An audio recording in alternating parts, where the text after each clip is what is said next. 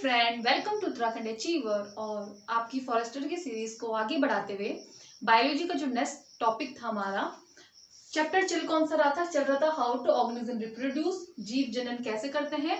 उसमें हम लोगों ने सेक्सुअल रिप्रोडक्शन पढ़ दिया था, अलैंगिक प्रजनन पढ़ दिया था, अनलैंगिक जनन पढ़ लिया था और आज हमारे पास है सेक्सुअल रिप्रोडक्शन के बारे में, लैंगिक जनन के बारे में आज देखेंगे हम लोग। ठीक है, अब जो लैंगिक जनन होता है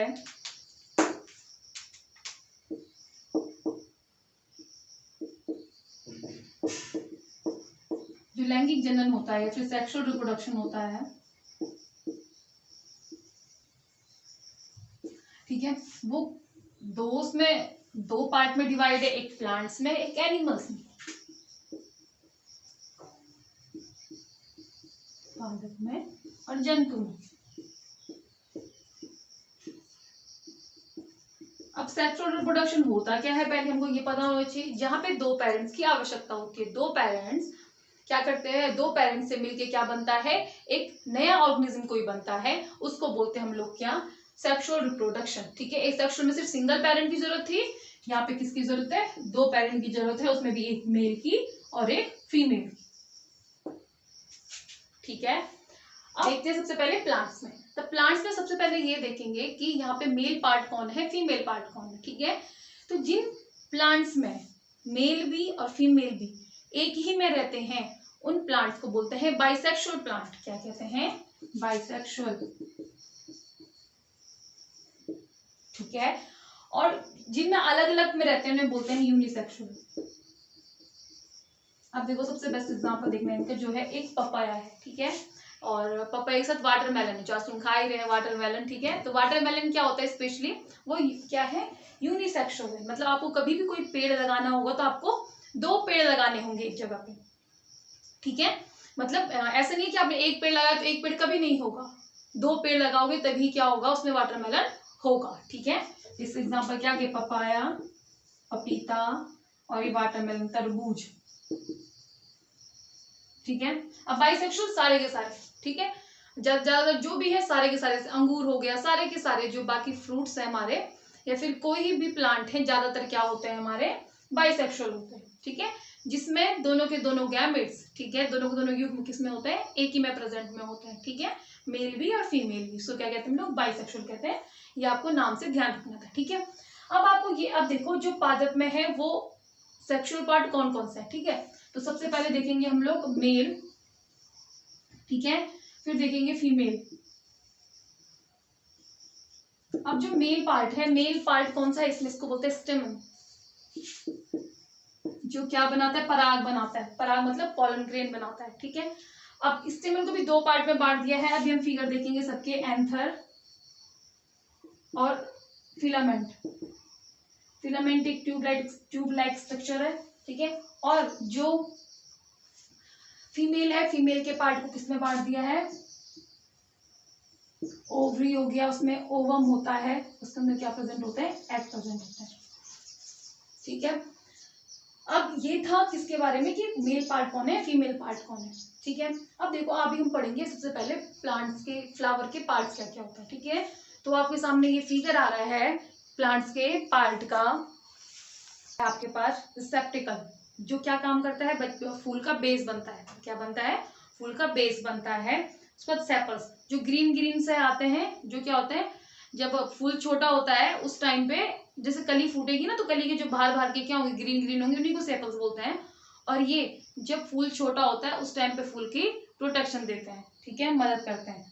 अब इसके बाद आ गया पेटल्स। पेटल्स मतलब जो पत्ते गुलाब के, उसमें बहुत सारे लाल लाल पत्ते जैसे नहीं होते हैं, पत्ते नोट, मतलब उसको क्या बोलते हैं, पेटल्स कहते हैं। ठीक है, अब वो पेटल्स का काम क्या होता है, परागण के लिए क्या करना, फूलों को अट्रैक्ट करना, जो अंदर कार्पल है या फिर फीमेल रिप्रोडक्टिव पार्ट है उसको क्या करना, प्रोटेक्ट करना। ठीक है, अब इसके बाद आएगा स्टेमन, दिख रहा होगा आपको। ठीक है, स्टेमन क्या करता है, पोलन ग्रेन को क्या करता है, प्रोड्यूस करता है, फिर पराग को, पराग निकालता है। ठीक है, अब ये पराग कौन ले जाएगा, फिर हमारी चिड़िया इधर उधर ले जाएंगी, फिर क्या होता है, फर्टिलाइजेशन होता है। ठीक है, अब स्टेमन में कौन कौन से पार्ट आ गए, फिलामेंट और एंथर आ गया। ठीक है, अब आ जाएगा इसके बाद कार्पल, जिसको क्या बोलते हैं हम लोग, फीमेल रिप्रोडक्टिव पार्ट बोलते हैं, जिसमें आ जाता है स्टिग्मा, स्टाइल और ओवरी।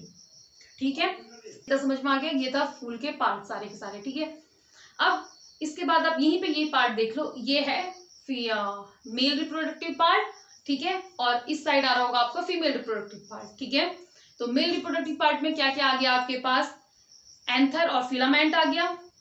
ठीक है, एंथर और फिलामेंट आ गया, और इधर साइड दूसरे साइड में जो आपको दिख रहा है वो क्या है आपके पास, फीमेल रिप्रोडक्टिव पार्ट, जिसमें सबसे ऊपर स्टिग्मा, फिर उसके बाद एक ट्यूबलाइट स्ट्रक्चर बन जाता है, इसको बोलते हैं स्टाइल, और वहां नीचे जहां पे क्या होता है, एग होता है या ओवम होता है, इसको क्या बोलते हैं हम लोग, ओवरी बोलते हैं, जो बाद में क्या हो जाती है, सीड बन जाती है। ठीक है, ये किसके बारे में था, आपके फ्लावर के प्लांट्स के पार्ट्स के बारे में था। ठीक है, अब उसके बाद देखेंगे हम लोग किस, जो पेपर के पॉइंट ऑफ व्यू से जो ज्यादा जरूरी है कि कौन सा क्या होता है, जो परागण होता है वो किसको क्या बोलते हैं, जैसे एंटोफिली किसको बोलते हैं, हाइड्रोफिली किसको बोलते हैं। ठीक है, अब देखेंगे हम परागण या फिर पॉलिनेशन।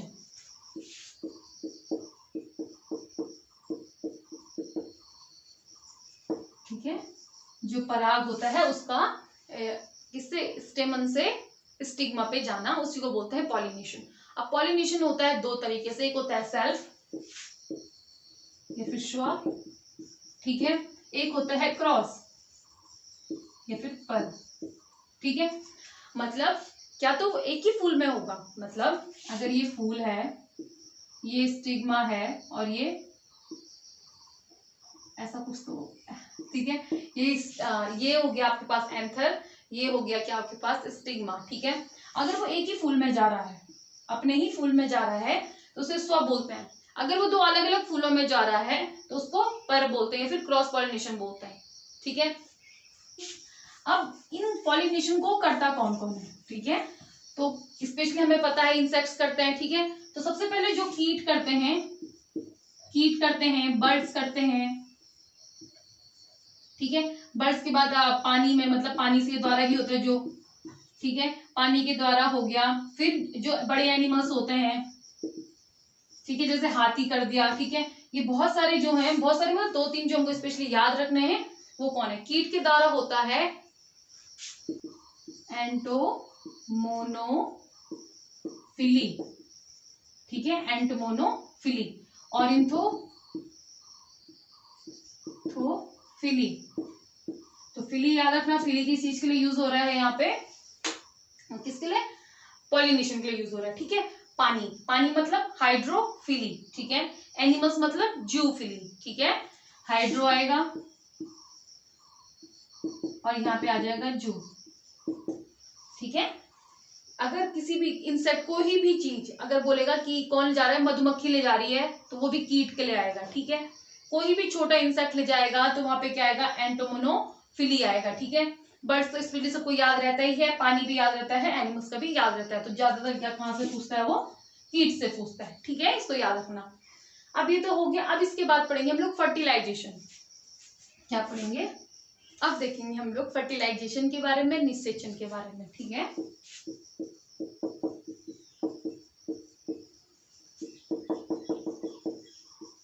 ठीक है, अब होता क्या फर्टिलाइजेशन, जैसे ही मेल पार्ट फीमेल पार्ट को मिलेगा और कोई क्या बनेगा, कुछ नया प्रोडक्ट बनेगा, उसी को स्पेशली बोलते हैं फर्टिलाइजेशन। ठीक है, अब देखो होता क्या है, जैसे ही पॉलन ग्रेन्स आएंगे, कहाँ पे, स्टिग्मा पे पॉलन ग्रेन्स आएंगे।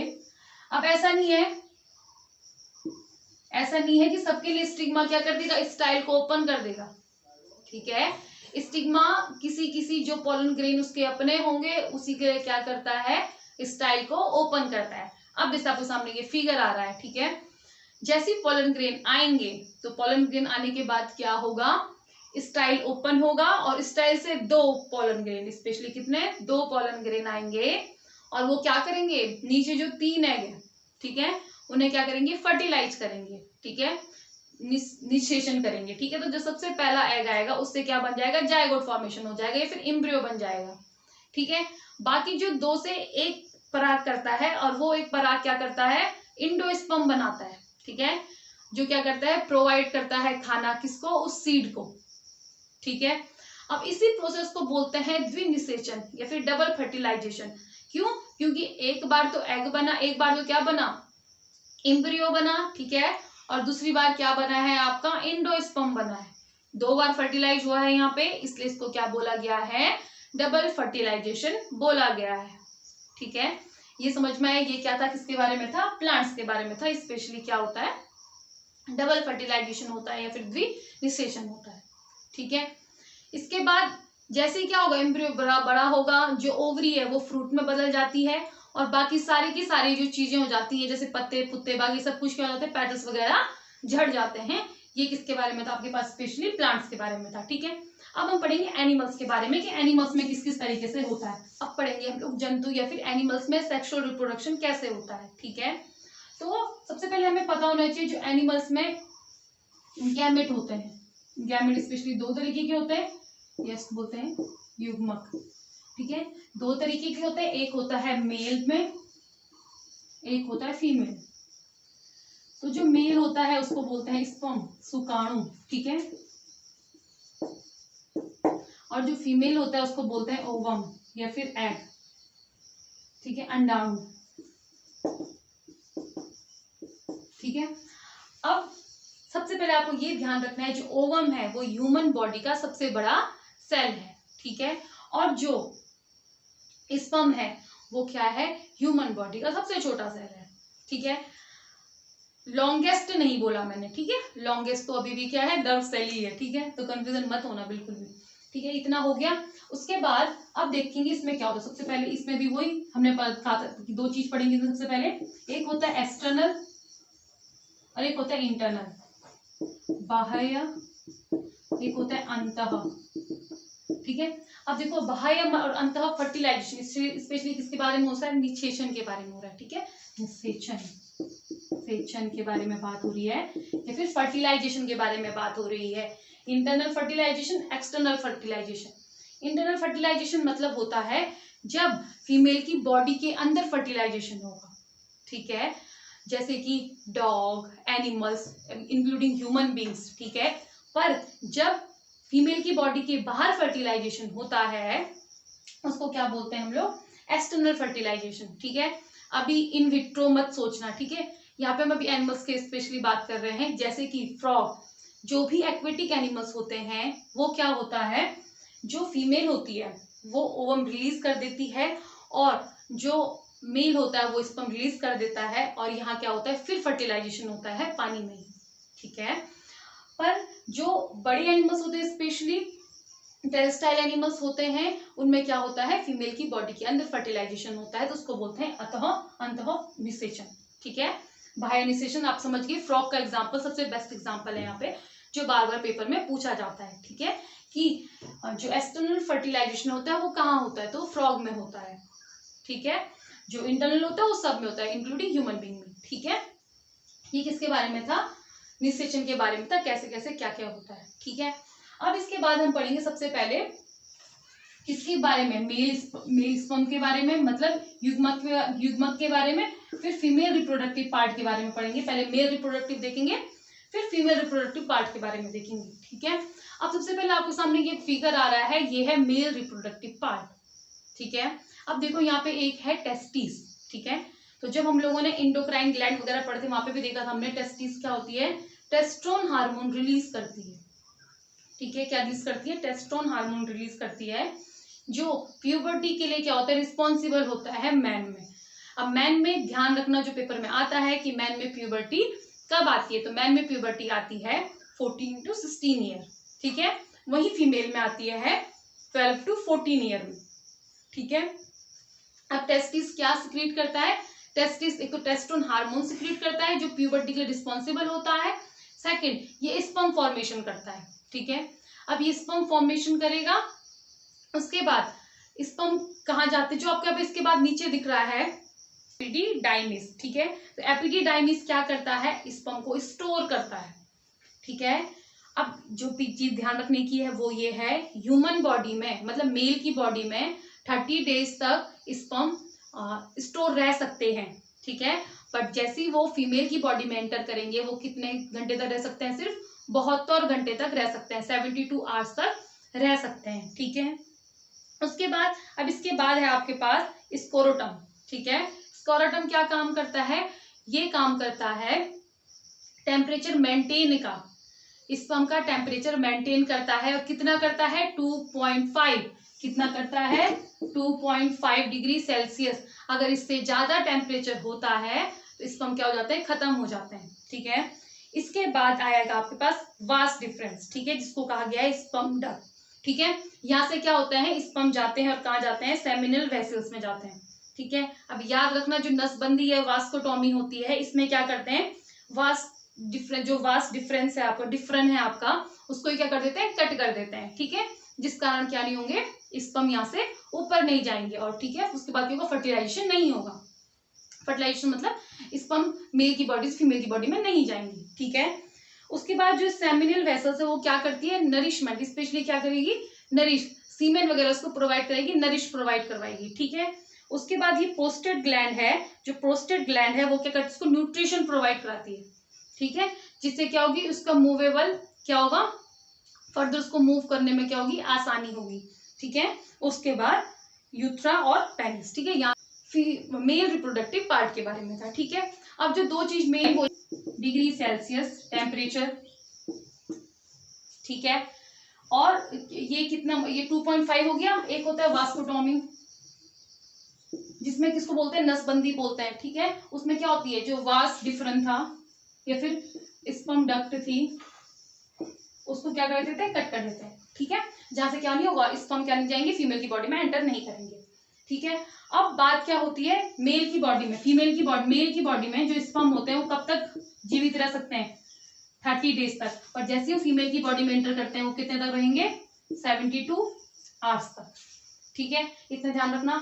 और एक टाइम पे मतलब अगर 20 से 40 करोड़ तक स्पर्म ट्रांसफर होते हैं, बट एक एग को सिर्फ एक ही स्पर्म क्या करता है, फर्टिलाइज करता है। ठीक है, तो ये किसके बारे में था, स्पेशली ये था आपके पास मेल रिप्रोडक्टिव पार्ट के बारे में। अब देखेंगे हम लोग फीमेल रिप्रोडक्टिव पार्ट को, वेजाइना। ठीक है, उसके बाद कैर्विक्स, उसके बाद यूट्रस और वॉर्म बोलते हैं, ओवरी। ठीक है, उसके बाद है फनल ऑफ ओविडक्ट, और उसके बाद क्या है, ओविडक्ट और फेलोपियन ट्यूब। तो कई बार पेपर में आ जाता है फेलोपियन ट्यूब को क्या बोलते हैं, तो उसको ओविडक्ट बोलते हैं। ठीक है, अब एक एक करके जानेंगे इनके काम क्या क्या है। ठीक है, तो फेलोपियन ट्यूब में ही क्या होता है, फर्टिलाइजेशन होता है। क्या होता है, फेलोपियन ट्यूब में क्या होता है, फर्टिलाइजेशन होता है। ठीक है, उसके बाद आ जाएगा यहाँ से ओवरी, फनल डक्ट के थ्रू ओवरी क्या करती है, एग रिलीज करती है, वेजाइना के थ्रू क्या स्पर्म आएगा, और फेलोपियन ट्यूब में क्या होगा, फर्टिलाइज होगा। फर्टिलाइज होने के बाद जैसे वो जाइगोट बन जाता है, उसके बाद वो कहाँ आता है, यूट्रस में आता है। जब वो यूट्रस में आता है तो उसके बाहर एक लेयर आ जाती है, उसको ही बोलते हैं हम लोग इम्प्लांटेशन। क्या बोलते हैं, इम्प्लांटेशन बोलते हैं। ठीक है, बस इसके बारे में, मतलब फीमेल रिप्रोडक्टिव पार्ट के बारे में यही था। ठीक है, कि कहाँ से आ जाएगा, फिर वो फेलोपियन ट्यूब के थ्रू क्या आ जाएगा, यूट्रस में आ जाएगा। और उसके बाद अब जो दो है हार्मोन्स के बारे में। ठीक है, तो जो हार्मोन रिस्पॉन्सिबल होता है प्रेगनेंसी के लिए वो होता है प्रोस्टेजन, एक होता है ऑक्सीटॉक्सिन। ठीक है, तो जो ऑक्सीटॉक्सिन हार्मोन होता है, ठीक है, ये क्या करता है, ऑक्सीटॉक्सिन हार्मोन क्या करता है, इसको बोलते हैं लव हार्मोन। और ये दूसरा इसका काम क्या होता है, लेबर पेन स्टार्ट करता है।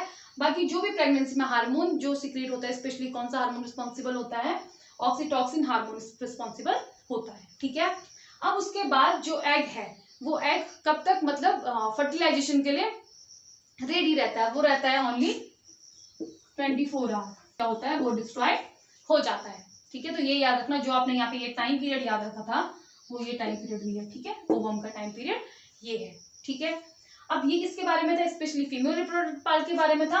एक और चीज जानेंगे हम लोग, वो है कि सबसे पहले क्या बनता है, सबसे पहले बनता है जाइगोट। ठीक है, जाइगोट के बाद बनता है इम्ब्रियो, इम्ब्रियो के बाद बनता है फ्यूटस। ठीक है, तो लगा लो 15 डेज के बीच में। ठीक है, 15 डेज से 3 मंथ के बीच में, और 3 मंथ से लेकर 9 मंथ के बीच में। और इस पूरे काल को प्रसव काल बोलते हैं या फिर गेस्टेशन पीरियड बोलते हैं। क्योंकि आपने कई बार देखा है जो वर्ड आए हैं वो इंग्लिश का हिंदी में लिख के आए हुए हैं, तो याद रखना गेस्टेशन पीरियड बोलते हैं किसको, इस पूरे को। और जो ह्यूमन होता है उसका गेस्टेशन पीरियड स्पेशली होता है 280 डेज का। कितने का, 280 डेज का होता है, ठीक है। और कई बार क्या होता है, प्री मैच्योर डिलीवरी हो जाती है, और जो होती है बहुत दिनों बाद भी डिलीवरी होती है, तो उसको क्या बोलते हैं, वो 2 पीरियड्स होते हैं टाइम के, एक होता है प्री, एक होता है पोस्ट। तो जो प्री होता है वो होता है 180 डेज का, मतलब जो कहते हैं ना कि 280 दिन से पहले, तो 180 दिन में भी हो सकता है और 330 डेज में भी हो सकता है, मतलब इसको बोलेंगे मिनिमम टाइम पीरियड, इसको बोलेंगे मैक्सिमम टाइम पीरियड। ये भी आपको क्या करना है, ध्यान रखने हैं, ठीक है। ये किसके बारे में थे, specially fertilisation in human beings के बारे में था, ठीक है। तो ये चैप्टर आपका यहाँ पे खत्म होता है, ठीक है। आप करेंगे स्टार्ट, जेनेटिक्स को स्टार्ट करेंगे। Thanks for watching.